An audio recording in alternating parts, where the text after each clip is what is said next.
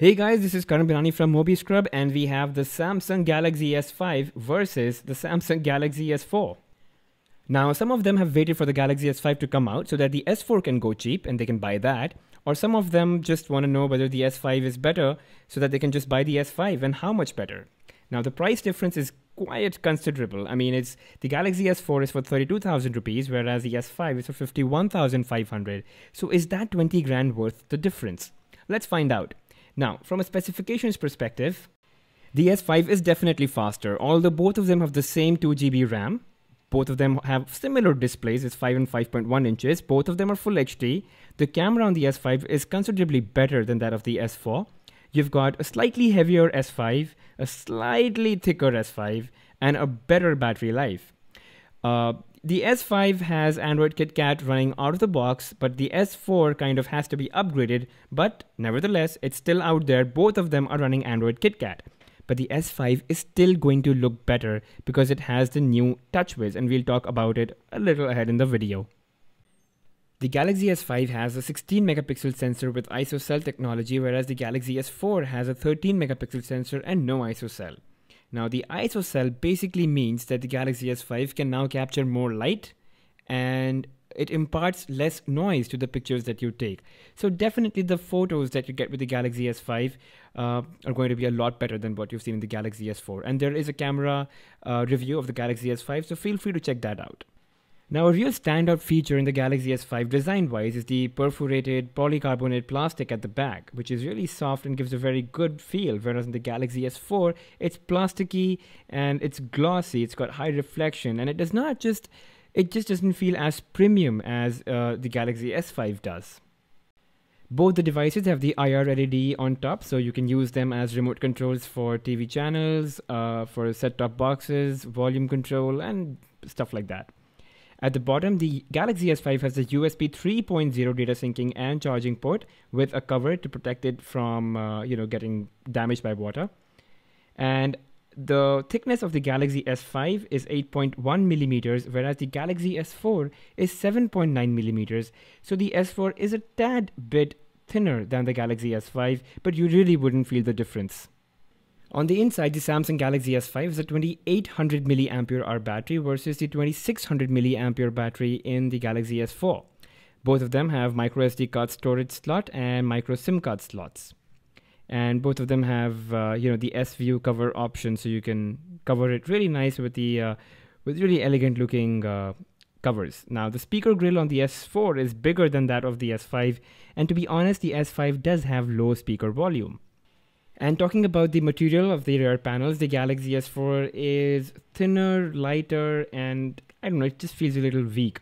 On the S5, you have this gasket which obviously protects the device from water damage, and it's tougher, just stiffer. So I would say it's kind of more durable and stronger.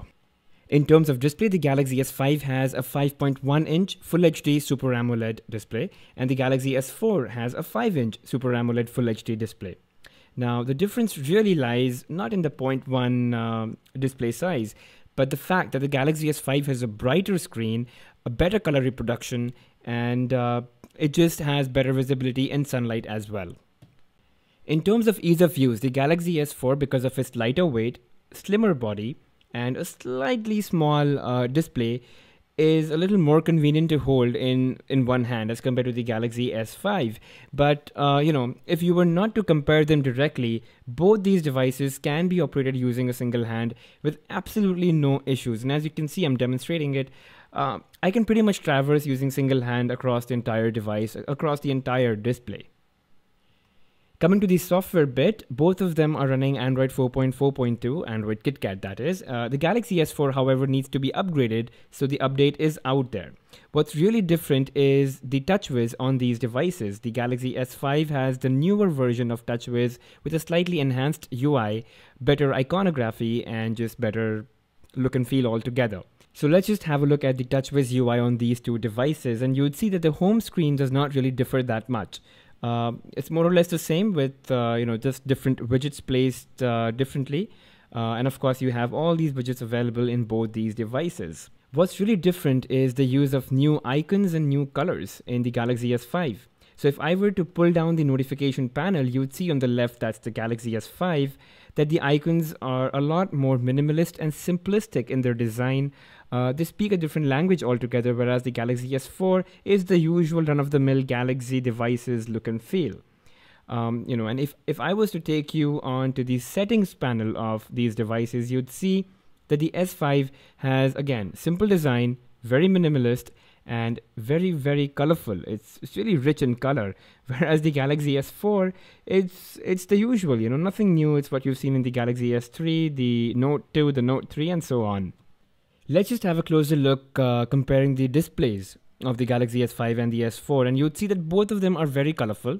They're both Super AMOLED displays, but the S5 is known to have more brightness, better color reproduction, and high visibility in bright sunlight as compared to the S4. However, my experience with Super AMOLED displays has shown me that they tend to deteriorate in their color reproduction over long use of, over long time. I don't know if I'm right or wrong, but this is just my personal observation. So guys, let me know if you feel the same or if you've seen the same. When it comes to preloaded applications, the Galaxy S4 comes with all of these apps such as the Story Album, Group Play, Optical Reader, S-Translator, S-Memo. It's not that the Galaxy S5 does not have these or cannot run these, but you have to install them separately. It's just that Samsung is trying to stay as close as possible to the stock Android experience. They've also replaced the menu key with the recent apps key, and the menu now goes on the top right. And you have a folder page on the Galaxy S5. For widgets, on the Samsung Galaxy S5, you have to go back to the home screen, and when you pinch and zoom, you get these settings, whereas on the Galaxy S4, you just get to see all the apps. And there you go, the widgets on the Galaxy S5. They basically come from the home screen settings under widgets. If you go under home screen settings, you'd see that you can change the transition effect, and you can enable or disable My Magazine. And then, of course, the notification panel, which is very different in the Galaxy S5. Anyway, let's talk about the camera app interface. The S5 and the S4 both have, these modes, but then the way you can cycle through different modes in the S4 is very different from, what you have on the S5. Although the filters are pretty much the same, the shooting modes are pretty much the same. And as you can see, they're just the same color effects in the Galaxy S5 and the S4. Touch to focus, take a picture, both of them extremely fast. But of course, the S5 is a lot faster. It's 0.3 seconds to take a picture. In terms of settings, the menu that is, on the S5 you have all of them listed down together in one place, whereas in the Galaxy S4 all of them are categorized in 3 different tabs. Also, the S5 can shoot it's 2K video that you can shoot with the Galaxy S5. In terms of performance, the S4 is running a slightly lower set of octa-core processor, whereas the Galaxy S5 has a better set and hence higher performance. And the Galaxy S5 has the heart rate monitor, which is obviously absent in the Galaxy S4. So guys, the Galaxy S4, it's Galaxy S4. It's lighter, it's thinner, it's really good looking, and so is the Galaxy S5. It's slightly heavier than the S4, but still, it just, with the new look, it kind of looks really sexy. So if I were to say, I think the Galaxy S5 is just an incremental upgrade over the Galaxy S4. If you were waiting for the S5 to come so that the S4 could go cheap and you could buy it, definitely go ahead and buy it. It's not a huge difference per se. But if you were waiting for a new phone altogether, and if it's a high-end Android smartphone that you want, the Galaxy S5 is a great choice, guys. So thank you for watching, guys, and do leave me a thumbs up.